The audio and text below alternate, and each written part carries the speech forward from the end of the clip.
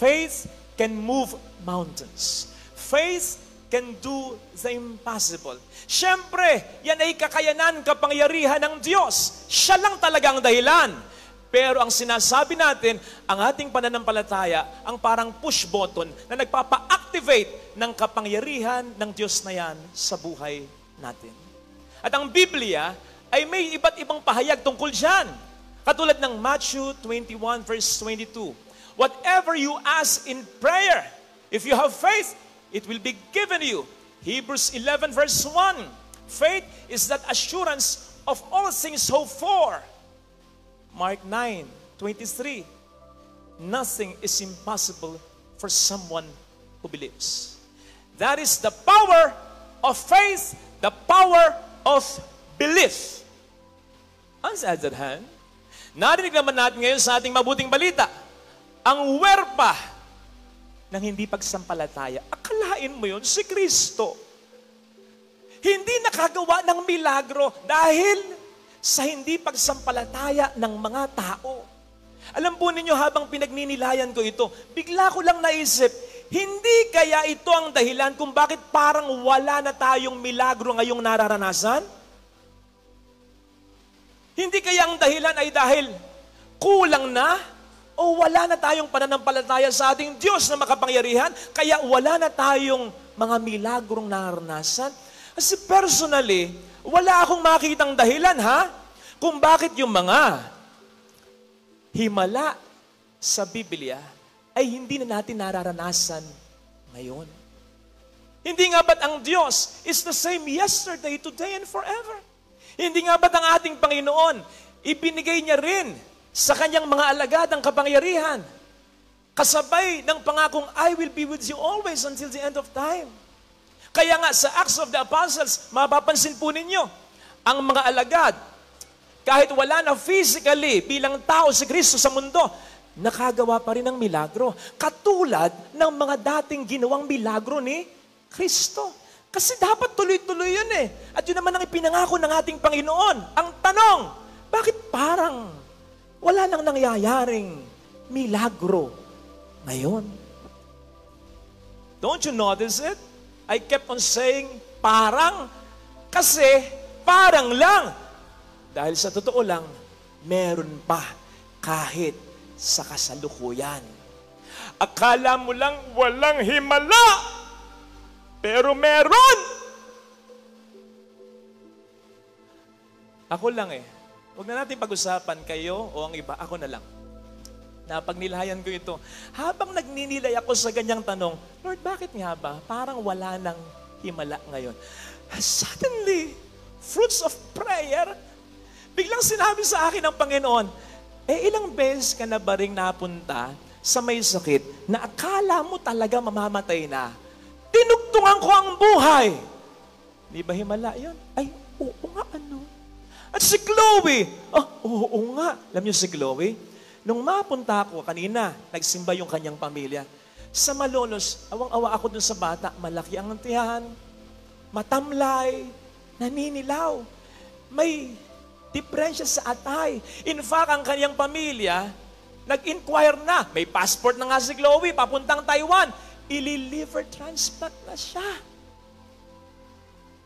Alam niyo ba hindi natuloy? At buhay, masigla si Chloe hanggang ngayon. Hindi ko matatawaran yung sakripisyo at pagdarasal ng kanyang lola, ng kanyang mga tsuhin, tiyahin, lalo tigit ng nanay at tatay niya, si Jeff, at saka si Lara. Pero sabi ko nga, wag na sila, ako na lang, kasi ako yung nakikipag-usap sa Panginoon. Oo nga, Di ba simula nung makita mo siya, hindi na siya nawala sa dasal mo? Oo nga, Di ba simula nung makita mo siya, lagi siyang kasama sa misa mo? Oo nga, ano na siya ngayon? Ay, masigla na. Oo, parang walang nangyari. Kung makikita po ninyo, ang puti-puti ng bata, ang ganda-ganda, maliit ang tiyan, at hyper. Ang daldal. Sa loob-loob ko nga, parang nasobrahan sa dasal. O ano yun? Sabi ng Panginoon, hindi ba himala yun? Mga At naisip ko rin ito. Nakailang beses na akong ganito eh. Yung may bukol dito, sa leeg, hindi ko naman tinatanong kung ano yan eh. Basta napatungan ko ng kamay. Totoo ito ha, totoo rin. Yung dalawa, totoo yun. Ito, totoo ito. Akalain nyo, matapos kong i-pray over yan, few months, nakatatlo o apat na ako. Simula nung maging pari ako, tatandaan ko. Few months later, babalik, wala na. Wala na talaga. Wala na dito. Nalipat na dito. Kuba na. Joke lang yon. Joke lang yung pagkakuba, ha? Pero sa totoo lang, nawala. So ano yon? Oo nga. Himala. Akin lang yun, ha? Papaano yung sa inyo pa? Kung iisipin mo lang, ang dami niyan. Masisinda ka. Ang Diyos ay gumagawa pa rin ng himala hanggang sa kasalukuyan. Amen? Dangan nga lamang, tulad ng mga tao sa Ebanghelyo, na nakita si Kristo bilang napaka-ordinaryo. Kilala kita eh. Kasakasama lang kita eh. Pamilya mo, mahirap lang din eh. Karpintero nga lang din yung tatay mo, pati ikaw, paano ka nakakagawa ng milagro? Nasa saan ang gagaling yung karunungan mo? Ganun tayo. Ikaw, ako, makagagawa ng milagro sa tulong ng Diyos? Come on! Too good to be true. Nagkataon lang yan. Tsamba lang yan. Yan tayo eh. You may be thinking, lalong-lalo na kung sadsad ka na ngayon sa suliranin, Father, again, that's too good to be true. Hindi na para sa akin yan, siguro para sa katabi ko. Kasi, ala na. Wasak na ako. Baon na ako sa utang ko. Lugmok na ako sa bisyo ko. Wasak na ang pamilya ko. Parang wala nga ang magmamahal sa akin eh.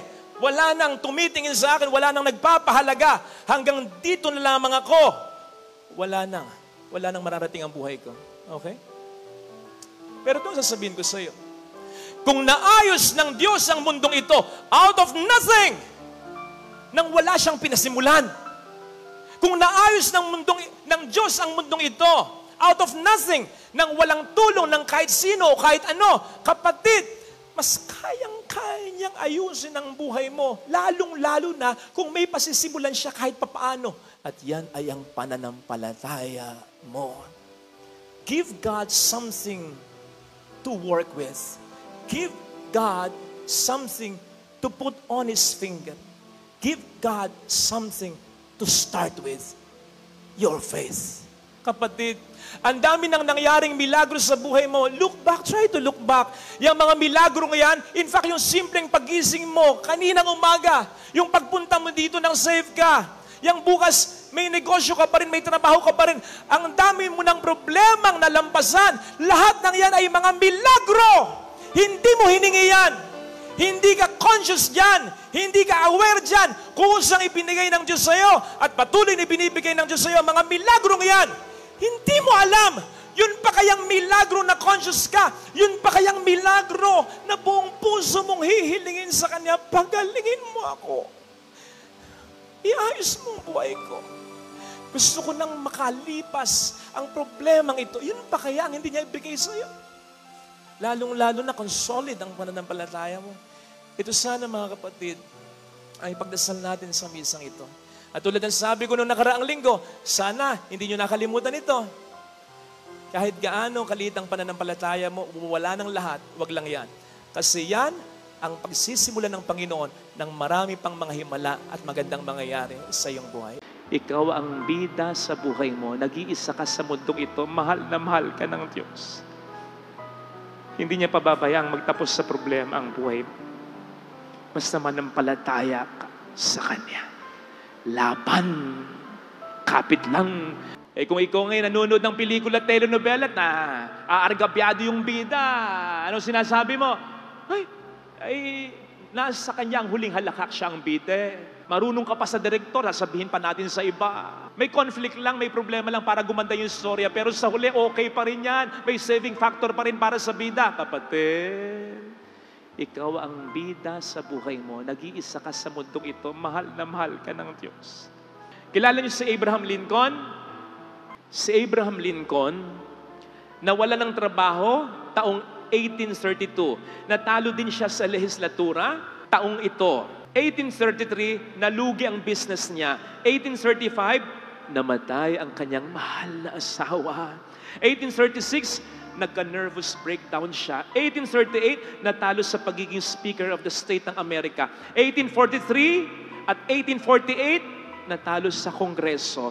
Rejected for the position of land officer noong 1849. Defeated in the Senate 1854, defeated for the nomination for Vice President of the United States in 1856.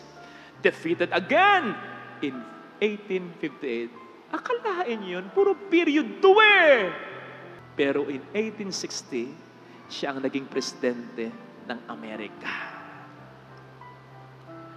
Napapansin nyo ba? Sigurado ko napapansin ninyo. Hindi lang kayo makapagsalita, nahihiya kayo. Siguro minsan napapintasan ninyo yung simbahan, bagamat maganda nga, pero may mga palitadang sablay. May mga naglabas na mga wire. Tingnan nyo yung mikropono, nandito. Wireless nga ito, pero nandyan may wire. Ang daming mga patsi-patsi pa. Sasagutin ko yung komento ninyo. Hindi pa maayos kasi hindi pa tapos. Hindi pa maayos ang buhay mo kasi hindi pa tapos. Ang Diyos, may inaayos pa ang Diyos. At hindi lang niya inaayos yung labas, inaayos din niya yung loob. Yung loob mo, para mas maging matatag ka, para mas maging malapit ka sa Kanya, para makita mo kung paano gumagalaw ang Kanyang mga kamay sa iyong buhay, sa iyong pamilya. Mind you, may mga problemang mas nagpagkakaisa sa pamilya. Kapatid, kung yung solar system, ayos na ayos gumagana ng maayos Alam ba ninyo na kung konti lang, mapakonti lang na malapit tayo sa araw, masusunog tayo, pero tansyado. Maayos na maayos. Kung yung solar system naayos niya ang buhay mo, hindi niya maayos. At kung yung solar system na walang buhay, inayos niya, ikaw pa kaya na buhay? Na mahalaga sa Kanya? Father, kung inaayos niya, bakit may sakit pa rin ako? Bakit ganito pa rin? Marunong ka pa. Ikaw na mag-ayos. Di ba, minsan ganun tayo? Ikaw na. Teka, inaayos ko Diyan ka. Ba't ganun ang ayos? Ako ang nag-aayos, di ba? Pupwedeng sa tingin mo, he is failing. Sa tingin mo yon, hindi sa tingin niya. Malinaw, hindi lang yon ang paraan niya. Marami siyang paraan. And He may allow you na isipin, He is failing in your terms. Basta you allow Him to win in His terms. Lahat ng nagpunta dito, hindi naman gumagaling lahat May mga kaibigan pa akong malapit sa akin, hindi naman gumaling Pero wag mo sabihing natalo sila. Wag mo sabihing natalo sila. Hindi ikaw nasa kalagayan. Hindi ikaw yung namatay na payapang namatay. Hindi ikaw yung namatay na walang pagsisisi sa buhay. Hindi ikaw yung namatay na pagpikit mo, pagdilat mo, ang Diyos ang sumundo sa'yo. Hindi ikaw ang nasa kalagayan niya. Kaya wag mo sabihin na talo siya. Hindi ka matatalo. Kung sa simula pa lang sumasampalataya ka na at hanggang dulo. Tagal ko nag-iisip ng i-homily ngayon. Tagal. Alam po ninyo, kanina, siguro 2 a.m. gising pa ako. Hindi ko talaga binibitawan. Ayan, alam nila yung sermon ko nung hindi pa napapolish, hindi pa ang pangit talaga. Kaya sabi ko, Lord, ano ba yung sermon ko? Nakakatulog ako, kakaisip. Paggising ko, maliligo na ako. Alam ba ninyo, natapos ko yung sermon ko ito, 30 minutes lang, pero buong araw akong nag-iisip, wala. Pinatulog niya ako. At sa pagtulog ko, kumilos siya. Kasi siguro sinasabi niya, kanina ka pa isip ng isip, hindi nga yan ang gusto mo sabihin mo Patulog ka. Pagising mo, sasabihin ko sa'yo. Kaya kung minsan sinasabi sa atin, mabait yan pagtulog. Kasi paggising tayo, gusto natin tayo. Sabihin mo, Lord, sige, ikaw nang bahala. Pero, aligaga ka pa rin. Hindi ko sinasabing huwag kang mag-ingat. Hindi ko sinasabing huwag kang magtrabaho. Lumaban ka, pero pabayaan mo siya na kumilos sa buhay mo. Magtiwala ka sa kanyang proseso. Ang sabi sa Salmo 121, hindi natutulog ang Diyos. Kaya habang tayo natutulog, siya ay kumikilos. Yung pagtulog na yan, dapat hindi lang literal yan. Yung pagtulog na yan, dapat figurative din na, Lord, ginawa ko na yung kaya kong gawin. Inilalagay ko ang buhay ko sa iyong mga kamay. Patulugin mo ko nang gusto kong maniwala at maramdamang kumikilos ka sa aking buhay. Ito sana ang ating ipagdasal sa banal na misa.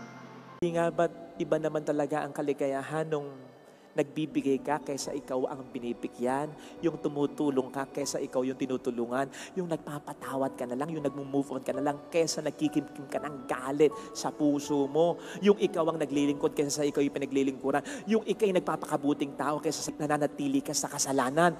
Iba yung kaligayahang na ibibigay niyan. Ngayon, kung hindi ka makarelate much sa sinasabi ko, sa ini-enumerate ko, ano nga ba yung kaligayahan na sinasabi ni Father? Baka nga nahirati na tayo sa alok na delights and pleasures na ibinibigay sa atin ng demonyo. When I say pleasures na ibinibigay sa atin ng demonyo, hindi lang ito yung pagiging makasalanan, ha? Kundi yung pagiging makamundo. Kasi po pwedeng wala ka namang ginagawang kasalanan, pero alam mo yun, parang nahihirati ka sa kaligayahan na ibibigay ng mundo. Hindi mo na nile-level up yung desire mo. Natatandaan mo nung bata ka, iba yung mga priorities mo sa buhay. Nung maliit kang bata, hanggang sa mag-elementary ka, mag-high school ka, at ngayon ay adult ka na. Ako lang kuminsan, kapag lalakad at nakabihis yung mga kasama ko, gusto kong magbihis ng nakapustura. Dami kong damit, mga binili ko dati. Ang tagal-tagal kong mamili. Mag-e-end ako, naka-t-shirt lang na puti. At ang favorite ko ng pinupuntahan, mapunta man ako ng SM. Dati ang dalas, ngayon napakadalang na. Ang favorite kong pinupuntahan, our home. O kaya yung Ace. Ibig sabihin nun, tanda ka ng talaga. Pangbahay na yung pinupuntahan mo eh. Ibig sabihin, nag-i-improve yung desire mo. Mahirap yung matanda ka na, yung desire mo pang bata pa rin, o alam mo yun, pang teenager pa rin. Yun eh. Kung umuulad tayo ng ganon bilang tao, umuulad din tayo dapat ganon bilang Kristiyano. Sana hindi tayo masanay sa buhay na ganito lang. Yung buhay na nakararaos lang.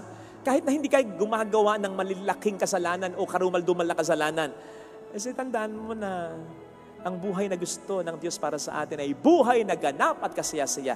Yung buhay na sinasabi ni San Pablo sa ating kalawang pagbasa, nag-uumapong na kaligayahan. Yung buhay na sinasabi sa Salmo 16:11, fullness of joy in your presence, at your right hand, happiness forever.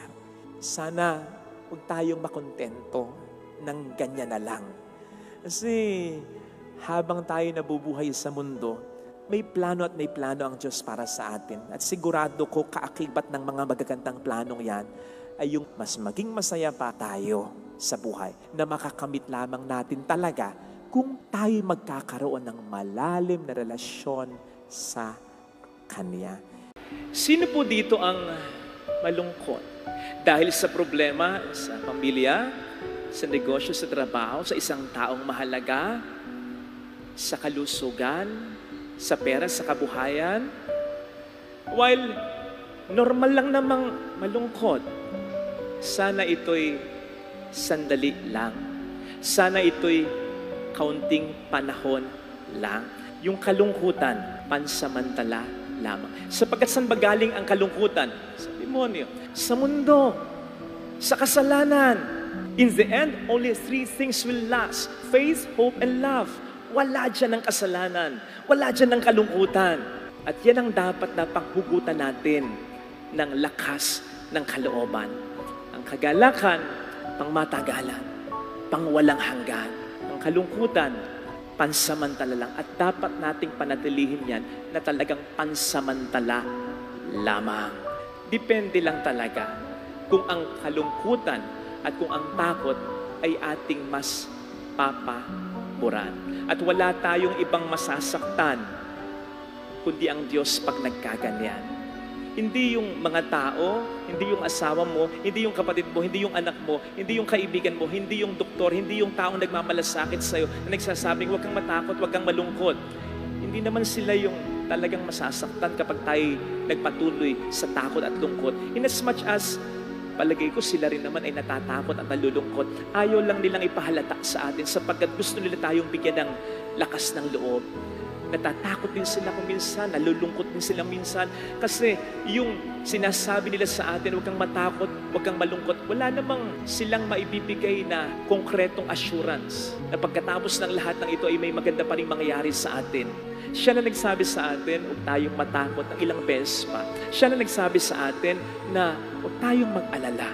Siya na nanghihingi sa atin na tayo'y sumampalataya sa Kanya. Sapagkat ang kaakibat ng pagsasabi niya sa atin, huwag tayong matatakot, ay ang assurance na hindi siya magpapabaya talaga.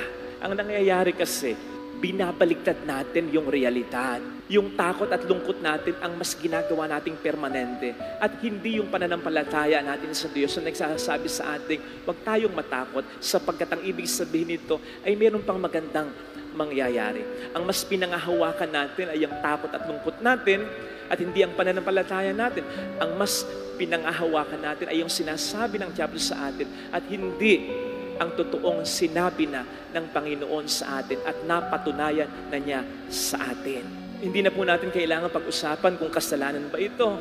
Just like what I told you, na-offend ang Diyos kapag ganito.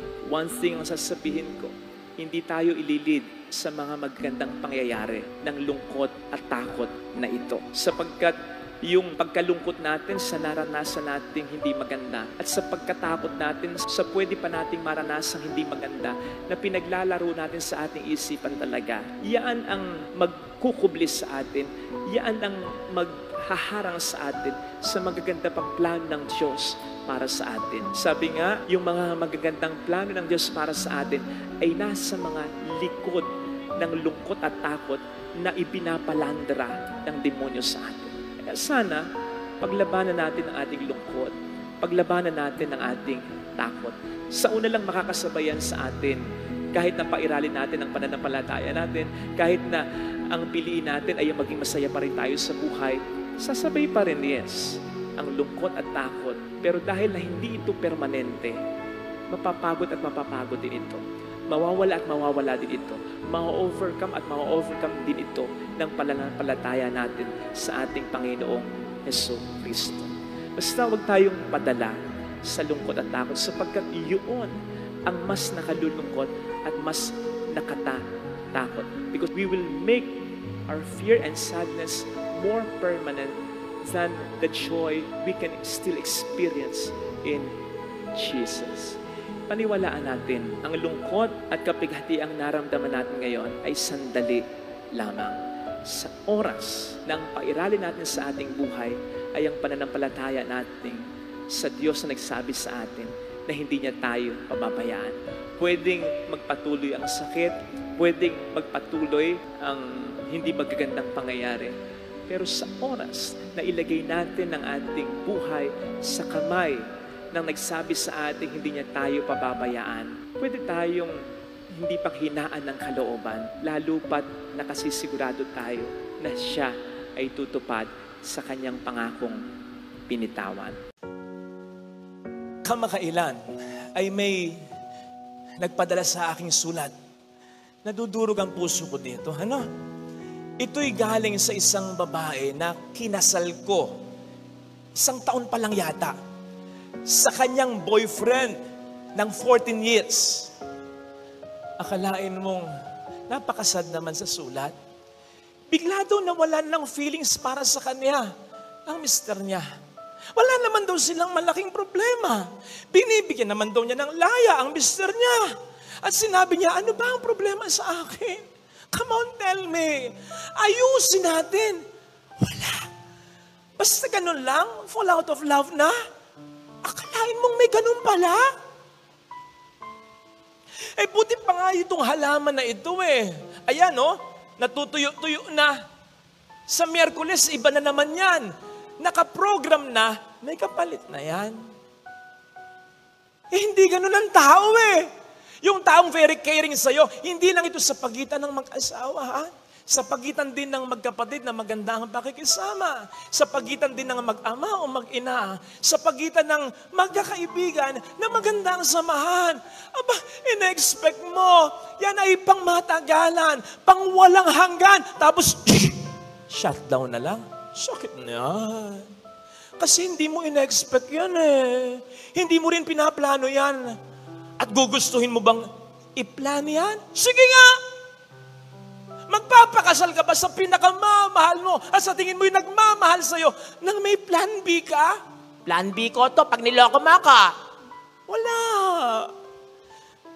Ang anak, lalo na ang bata, may plan B ba yan? Sakaling pabayaan siya ng kanyang magulang?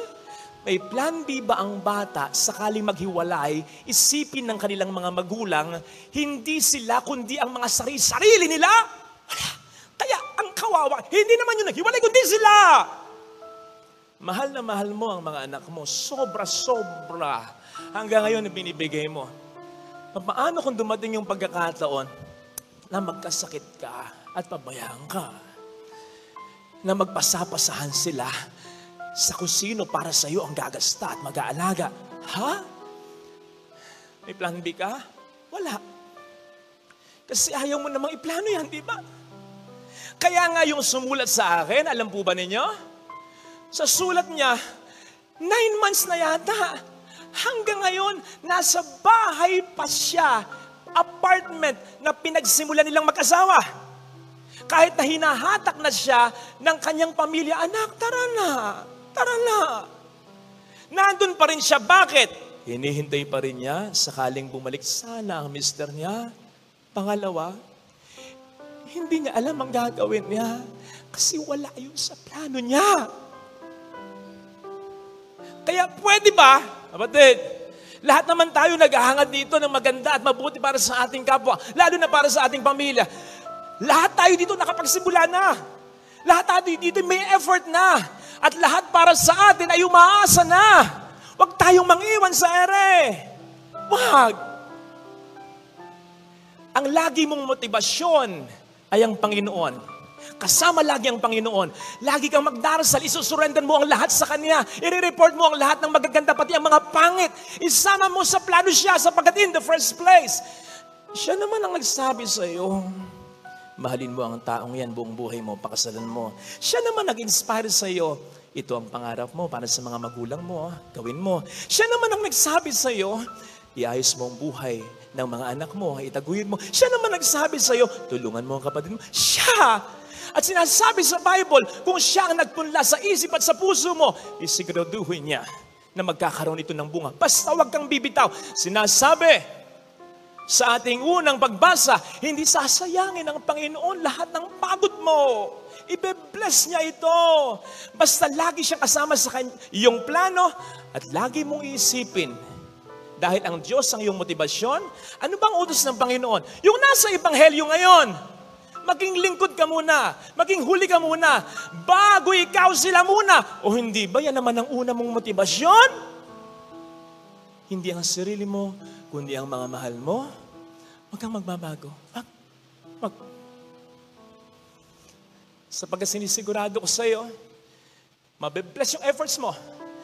Pero pag ikaw'y nagbago, hindi ko alam kung ano mangyari sa'yo. Malamang sa magsisika. Bakit? Mawawala ng saysay lahat ng ginawa mong sakripisyo. Peke lang pala ang lahat ng ito. Pangalawa, pwede kang sumira ng buhay ng ibang tao, lalo tigit yung mga mahal mong umasa na sa iyo. Para naman sa mga taong pinaasa, para naman sa mga taong niloko, tinalikuran na lang basta-basta, ito sasabihin ko sa iyo, huwag kang malungkot. Yes, ang Panginoon para sa iyo ay wala plan B. Wala siyang plan B. Bakit? Sapagkat kung ano ang maganda niyang plano para sa iyo, itutuloy pa rin niya kahit niloko ka, iniwan ka, kahit pinabayaan ka. Sapagkat kapag sinabi niya, hindi siya nang iiwan. Tinototoo niya. Basta ituloy mo magpapakabuting tao mo, ha? Huwag kang gaganti ng masama sa masama. Kapit lang. Hindi ka niya pababayaan.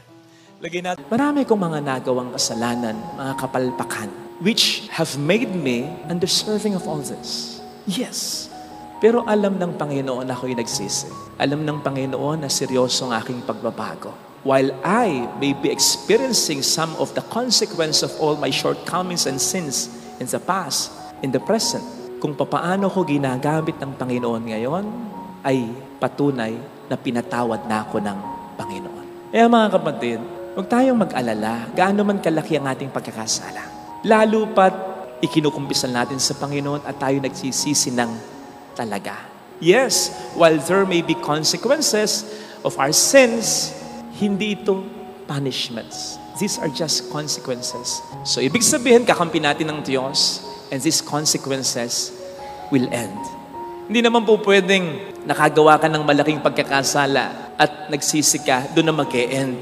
Hindi. Pababawiin ka muna ng Diyos. Hindi naman po pwedeng nagkasala ka ng matindi at humingi ka ng tawad at nagbabago ka na. Okay na, sige, okay na.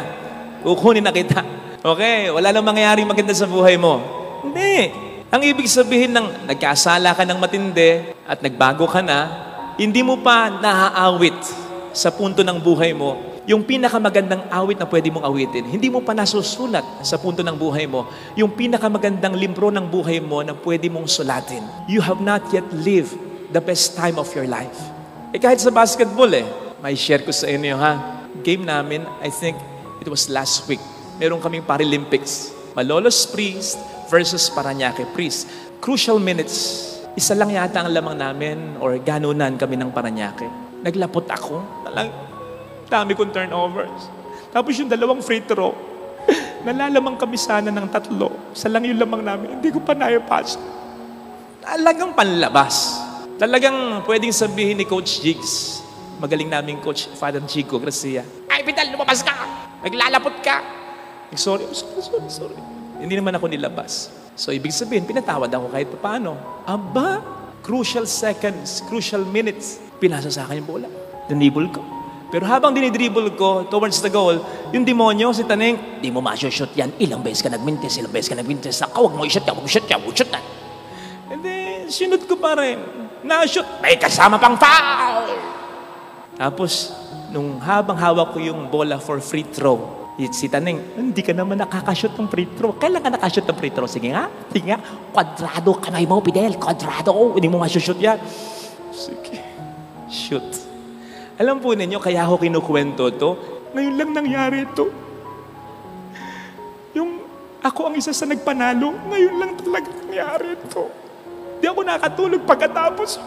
So napakagandang pangyayari sa buhay ko. So yun ang nagagawa ng may nagpapatawad at may humihingi ng tawad. Merong mangyayari na maganda na pwedeng hindi pa nangyayari.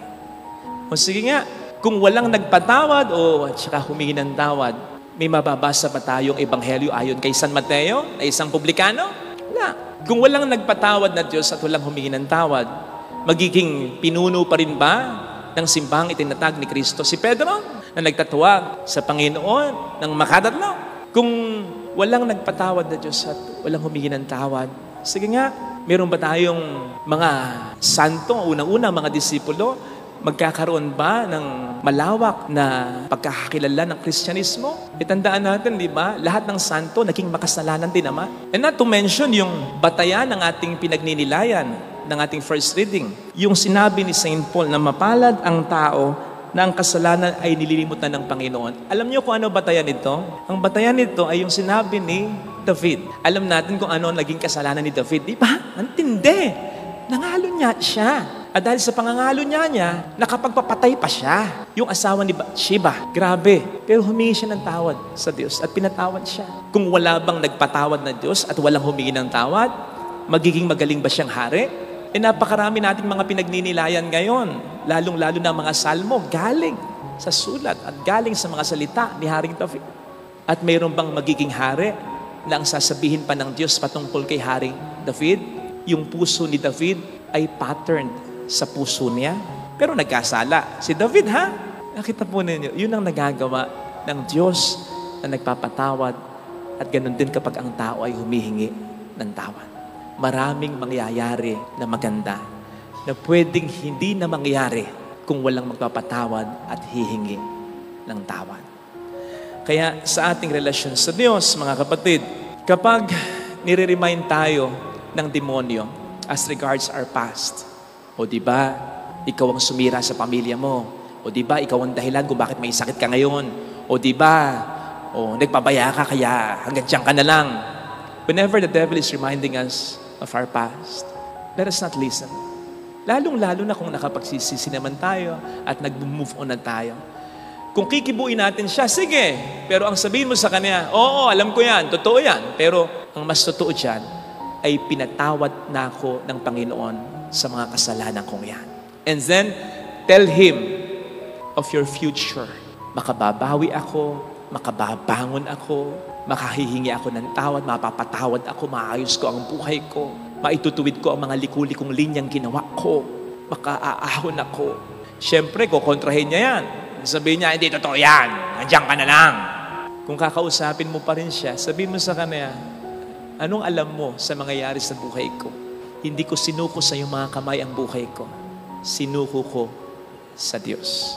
At kapag nasa Diyos ang ating buhay, may pag-asa, may mangyayari pang maganda. Sigurado yan, sapagkat mararamdaman natin kung paano kumikilos ang kanyang mga kamay sa ating buhay. Yun ngang mula sa kawalan, from nothing, He created everything, mula pa sa something, yes, maging mula sa kasalanan. Diba Romans 8:28 states, all things work together for the good of those who love Him. And when we say all things, that includes our sins. Kayang makagawa ng Diyos ng pagkapala mula sa pagkakasala. Lalo pa kung tayo hihingi ng tawad sa Kanya at magbabago ng talaga. Ito sana ang hilingin nating biyaya sa ating banal na misa. Ikaw ang bida sa buhay mo, nag-iisa ka sa mundong ito, mahal na mahal ka ng Diyos. Hindi niya pababayang magtapos sa problema ang buhay mo. Basta manampalataya ka sa Kanya. Laban, kapit lang. Kung ikaw ngayon nanonood ng pelikula, telenovela na aargabyado yung bida, anong sinasabi mo? Nasa kanya ang huling halakak siya ang bida. Marunong ka pa sa direktor, sabihin pa natin sa iba. May conflict lang, may problema lang para gumanda yung storya, pero sa huli, okay pa rin yan. May saving factor pa rin para sa bida. Kapatid, ikaw ang bida sa buhay mo, nag-iisa ka sa mundong ito, mahal na mahal ka ng Diyos. Kilala niyo si Abraham Lincoln?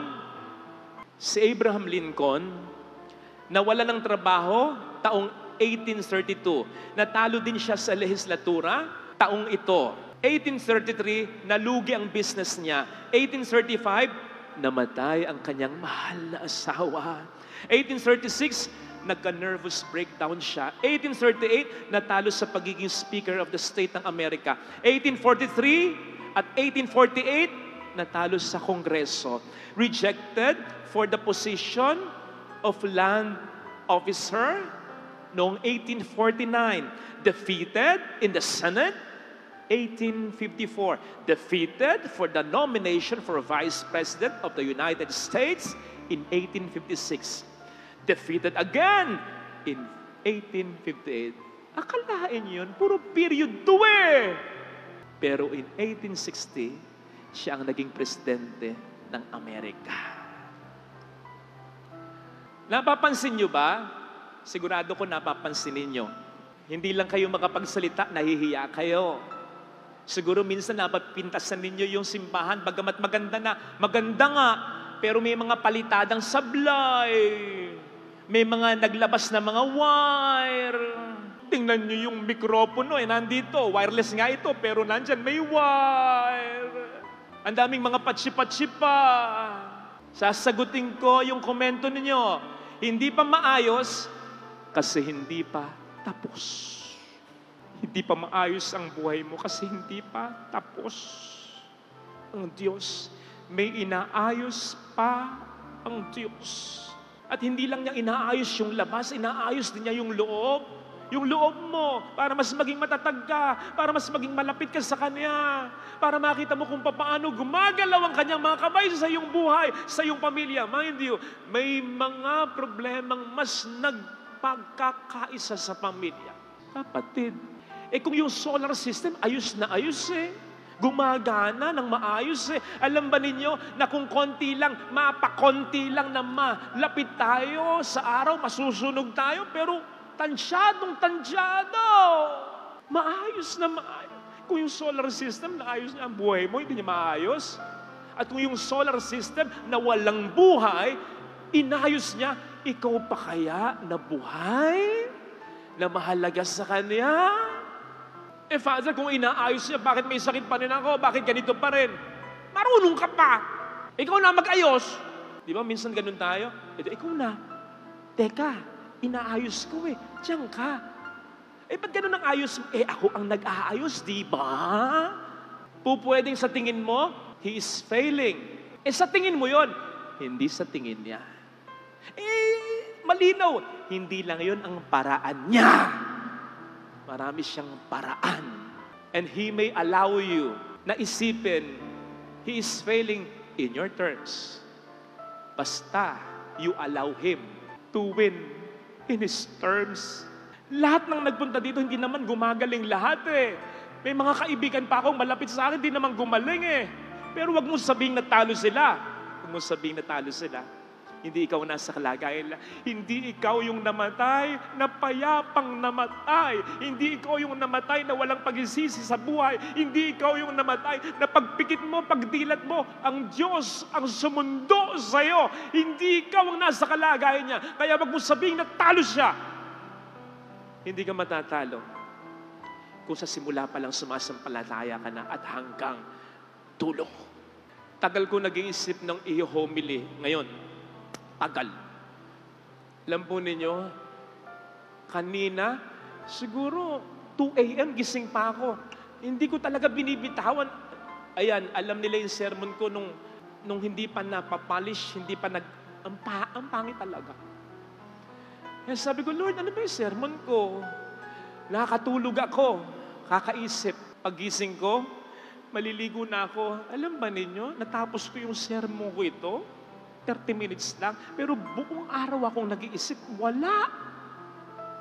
Pinatulog niya ako. At sa pagtulog ko, kumilos siya. Kasi siguro sinasabi niya, kanina ka pa isip ng isip, hindi nga yan ang gusto mong sabihin mo eh. Patulog ka. Pagising mo, sasabihin ko sa'yo. Kaya kung minsan sinasabi sa atin, mabait yan pagtulog. Kasi pagising tayo, gusto natin tayo. Sabihin mo, Lord, sige, ikaw nang bahala. Pero, aligaga ka pa rin. Hindi ko sinasabing huwag kang mag-ingat. Hindi ko sinasabing huwag kang magtrabaho. Lumaban ka, pero pabayaan mo siya na kumilos sa buhay mo. Magtiwala ka sa kanyang proseso. Ang sabi sa Salmo 121, hindi natutulog ang Diyos. Kaya habang tayo natutulog, siya ay kumikilos. Yung pagtulog na yan, dapat hindi lang literal yan. Yung pagtulog na yan, dapat figurative din na, Lord, ginawa ko na yung kaya kong gawin. Inilalagay ko ang buhay ko sa iyong mga kamay. Patulugin mo ko nang gusto kong maniwala at maramdamang kumikilos ka sa aking buhay.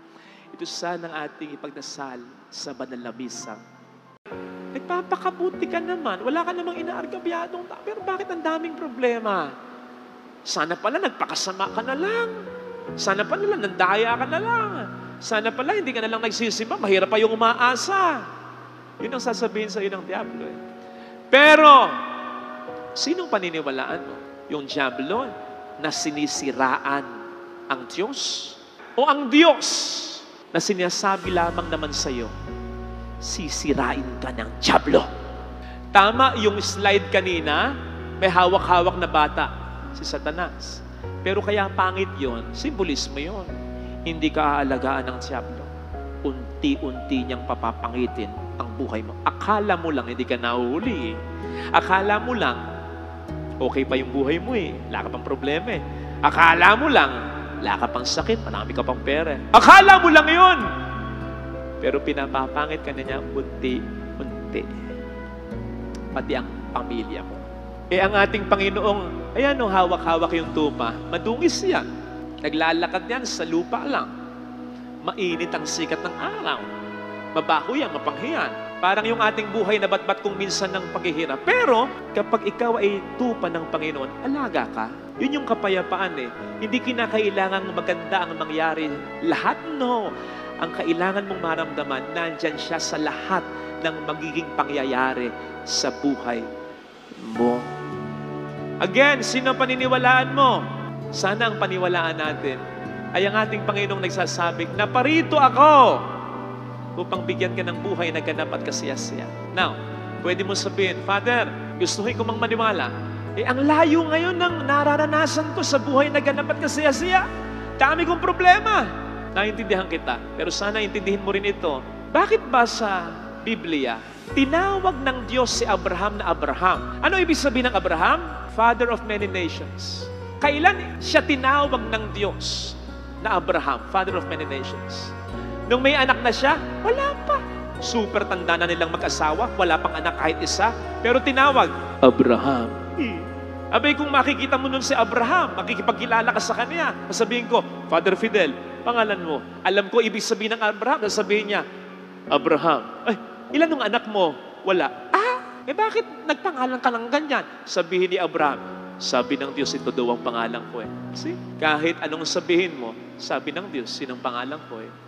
Si Gideon, hindi pa siya nakakahawak ng armas. Hindi siya maalam sa pakikipagdigma, pero hindi pa man nakakahawak ng armas. Ang sabi ng Diyos sa kanya sa pamamagitan ng isang anghel, mighty warrior, makiting na mandirigma. Oh, sige nga, hindi ka man mahihiya. Pero sabi ng Diyos, ang matindi si Noe. Nung kapanahunan niya, walang ulan. Kahit isang patak, wala silang naranasang ulan. Akalain mong walang ulan, tapos sasabihin niya, babaha. Alangang ulan, di ba? Pero kahit wala siyang alam na ulan, gumawa siya ng bangka. Bakit? Sabi ng Diyos. Sabi ng Diyos sa'yo, buhay na ganap at kasiyasiya. Kahit meron ka ngayon mga problema, maniwala ka. Siya nagsabi, di naman ako. Shit. Mas paniniwalaan mo ba yung sinasabi ng demonyo na hindi ka nagagaling? Na wala na mangyayari maganda sa buhay mo, na hindi na magbabago yung anak mo, na puro na lamang iyak ang gagawin mo sa buhay. Sino nagsasabi nun? Sigurado ko na hindi sasabihin yun ng Diyos sa'yo. Kung gano'n na lamang ba ang buhay mo, di dapat wala ka na. Di ba? Nandito ka pa eh. Habang may buhay, may pag-asa, at hindi galing sa'yo yung pag-asa, ang Diyos ang nagsasabi sa'yo, lumaban ka pa. Akala mo lang ikaw yung lumalaban, ang Diyos ang lumalaban para sa'yo. Ay, isipin po ninyo, yung tupa, sumusunod sa pastol. Alam ba ng tupa kung saan pupunta? Hindi. Ba't siya sumusunod? Alam niyang mabuti yung pastol. Ikaw, may aso ka. Sabi mo sa aso mo, kain ka, kain ka. Lumalapit yung aso. Pagdating ng aso, binambo mo. Susunod na sabihin mo sa aso mo, kain, kain. Hindi na pupunta sa'yo. So yung tupang yan, kaya sumusunod yan, kahit hindi niya alam kung saan sila pupunta ng pastol niya, alam niyang mabuti yung pastol niya. Kaya kahit matagal yung paglalakbay sa ilalim ng sikat ng araw, susunod ako. Kasi alam kong may mangyayaring maganda sa dulo nito. Hindi ko alam, siyang mas nakakaalam. Ganun sana. Ganun sana. At tandaan mo yung sinabi ng Panginoon kay Tomas. Tomas, naniniwala ka sapagkat nakita mo ako. Mapapalad yung mga walang nakikita, hindi pa nakakakita ng magandang resulta, pero naniniwala na. Yun yung start ng buhay na ganap at kasiyasiya. Kasi ang start ng buhay na ganap at kasiyasiya, yung mawala ang iyong pag-aalala. At papaano mawawala ang ating pag-aalala? Hindi naman kapag alam mo na kung ano yung mangyayari eh. Hindi. Kundi alam mo na, kilala mo ng mabuti ang iyong katabi. Ulitin ko. Hindi mo kinakailangan malaman kung ano ang mangyayari. Ang kailangan mo lang paniwalaan, makilala kung sino ang iyong katabi. Sabi ko kanina, masarap kasama yung gagawin ng lahat para sa iyo. Pero may hangganan ng kakayanan ng tao. Sana maniwala ka. Sana maniwala ka. Ikaw yung nag-iisang tupa. Wala kang kaparehas sa mundong ito. Hahanapin ka niya, ipaparamdam niya ang kanyang presensya at sinasabi niya sa iyo, hindi ka mag-iisa at anumang problema, gagawin niya ang lahat para sa iyo. Ito sana mga kapatid, ang ating pagdasal na biyaya sa banal na misa. Romans 3:23. Lahat tayo nagkasala at walang sino man sa atin ang karapat-dapat sa paningin ng Diyos. Romans 6:23, ang kabayaran ng kasalanan ay walang iba kundi kamatayan, walang labis, walang kulang. Pero dahil sa ating Panginoong Yesus, naging karapat-dapat tayo sa mata ng Diyos bilang Kanyang mga anak at binigyan tayo ng buhay na walang hanggan. Hindi ba dapat ma-appreciate yan? At hindi kaya pwede nating ma-imagine as regards that, yung sakit na naidudulot natin sa Diyos. Huwag na natin gawing sakit lang. Huwag na nating palabnawin yan. Yung buot ng Diyos, kung sa kabila ng Kanyang ginawa, hindi pa rin natin siya paniniwalaan. Kung sa kabila ng Kanyang ginawa, ay patuloy pa rin tayo sa pakasalanan. Kung sa kabila ng Kanyang pagpapatawad sa atin at pagsagip sa atin sa pamamagitan ng ating Panginoon, ay magpapatuloy pa rin tayo sa kasalanan mula noon hanggang ngayon sa mga susunod pang panahon. So dito mo maintindihan yung sinasabi sa ating ebanghelyo ngayon sa bandang hulihan. Sino mang naniniwala sa anak ay magkakaroon ng buhay na walang hanggan. Pero sino mang hindi maniniwala sa anak, sa ginawa ng anak, sa sinabi ng anak, na narinig lang naman niyang sinabi ng ama at pinapagawa sa kanya ng ama, sino mang taong ganyan na hindi maniwala sa anak, the wrath of God, ang puot ng Diyos ay mananatili sa kanya. Pwede mo sabihin, Father, okay, I get it, pero hindi ko naman ramdam yung puot ng Diyos. Sa kabila ng aking paulit-ulit na kasalanan, okay pa rin naman ako. Hindi ibig sabihin na hindi mo nararamdaman sa ngayon, ay hindi mo na mararamdam pagdating ng panahon. Hindi ibig sabihin na natutuwa ang Diyos sa iyo. Sa kabila ng mga kasalanan ginagawa mo, it could be na po pwedeng katulad ng nararanasan natin, na withhold natin yung puot natin, yung galit natin, yung punishment na dapat ay ibigay natin. Pero sa kakahold mo, nagpa-pile up, bumibigat, napupuno ka na, hanggang sa sumabog ka na. Parang dam, hino-hold niya yung certain volume of water, walang tumutulong tubig sa kabila, pero sa kakahold niya ganon, tuloy-tuloy naman ang pagdami ng tubig na hino-hold ng dam, hanggang sa mawasak na yung dam at rumagasa ng tubig na yan at pipinsalain niya ng matindi anuman o sino man ang kanyang madaanan. Pwedeng ang puot ng Diyos ay ganyan. Ang kaibahan nga lamang sa puot natin at sa puot ng dam na sumasabog sa pagtapuno na yan, may kontrol ang puot ng Diyos. At ang nagko-control dito ay ang kanyang pagmamahal at awa para sa ating lahat. Pero hindi laging ganun. Kasi may sinasabi sa atin ng Panginoon sa kanyang mga talinghaga, darating ang panahon ng paghuhukom sapagkat ang justice ng Diyos ay bahagi pa rin naman ng kanyang karakter. Mapagmahal ang Diyos, kaya makatarungan din ng Diyos. Hindi yata lulutang yung pagiging mapagmahal ng Diyos kung yung alam mo at alam ng Diyos na masamang tao, pag namatay na tayong lahat sa buong mundo, magkakasama-sama pa rin tayo sa kalangitan? Paano mo maiisip na mapagmahal ang Diyos kung ganyan? Kung hindi siya makatarungan? Bahagi ng pagmamahal ng Diyos ang kaniyang katarungan. Tandaan po natin yan.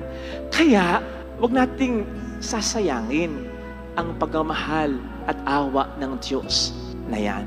Dito rin din natin dapat ma-appreciate yung pagmamahal at awa sa atin ng iba.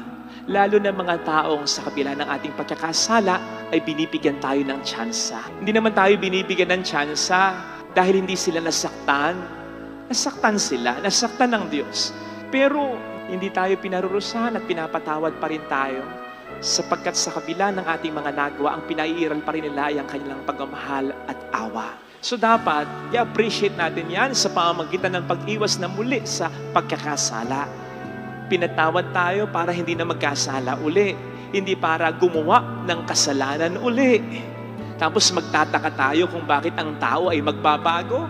Kung ang Diyos nga may hangganan, darating ang paghuhukom, darating ang pagkakataong haharap tayo sa Kanya, at sa pagharap natin sa Kanya, hindi na po pwede yung, kahit marami kang kasalanan, sige na nga. Kahit di ka nakapagsisit, nakapagbago, sige na nga pa. Hindi pwede yon. Hindi ganon ang Diyos. Kung sa Diyos nga may hangganan, darating ang pagkakataon na wala ng mga tsansang maibibigay na ganyan. Ang tao pa kaya?